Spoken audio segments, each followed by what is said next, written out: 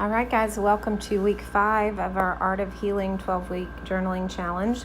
This week we're talking about balance because we've had, time to kind of reflect on the past and how things have kind of gone crazy in life. And so sometimes it's just pretty much all about balance and learning how to do that. So I decided to use distress inks this week and just use some blending tools to blend them together. And I love distress inks because they're easy to blend. You can use a baby wipe or you can use a blending tool, but they're water soluble.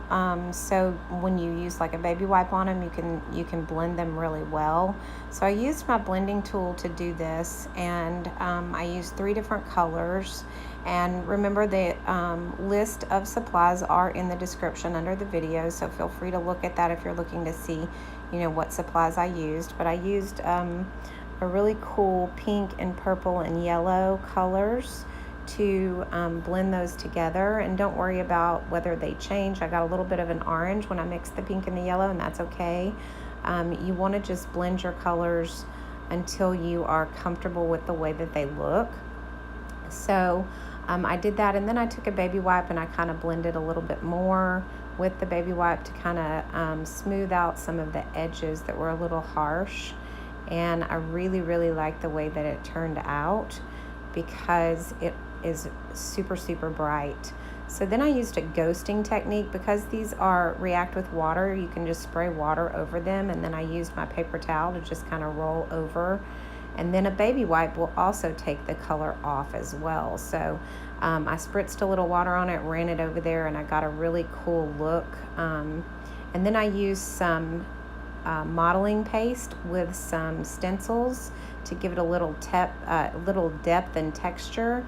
And I'll show you in a minute. I'll lift it up and show you kind of the way that the levels are on this stuff. It's pretty cool because it gives it some dimension.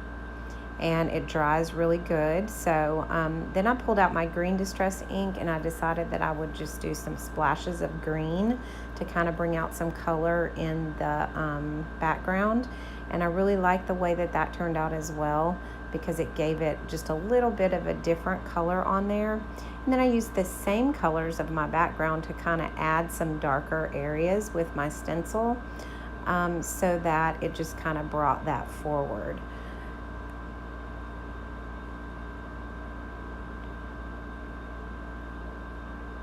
You can see I use that stencil a lot. So, and this is just to prove to you, you don't have to draw to do art journaling. I actually went on Google and just Googled some images and found one that I liked of this elephant, and then another one of a tightrope walker that I just printed on my computer, and then I cut them out with my scissors so that I could place them on my page. So you don't have to have stamps, you don't have to have drawing skills. You can simply just print your images, cut them out, and then put them onto your page.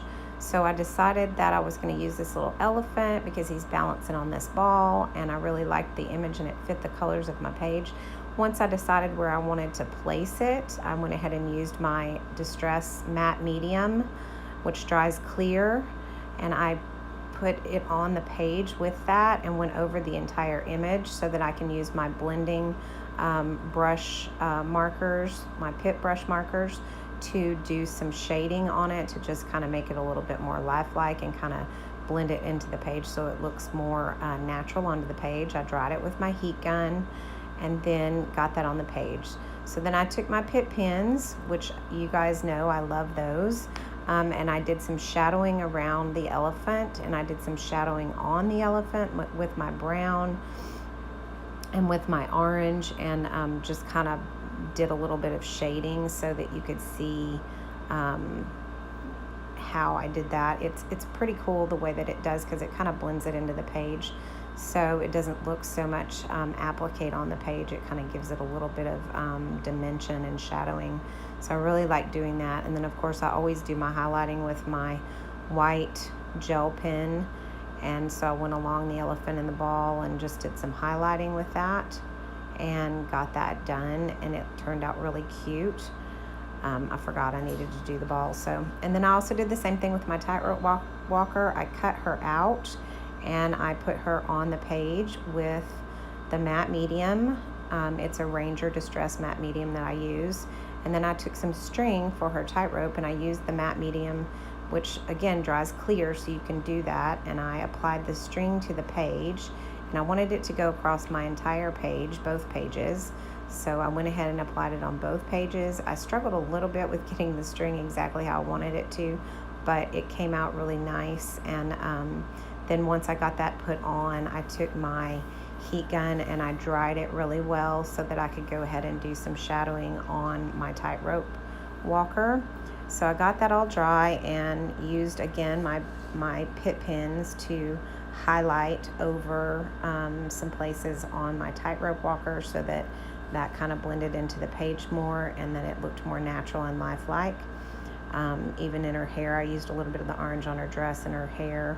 And then of course I shadowed her with the brown one and kind of brought out some of the features of her dress with the red. And then of course went along and highlighted with my white pen again to just bring out some of those areas that I wanted to highlight. So she turned out really cute. I decided that my edges needed a little bit more on them, so I went ahead and added some rub-on stamps that were just they look like little zigzag sewing stitching, and I used my rub-on and put those on there.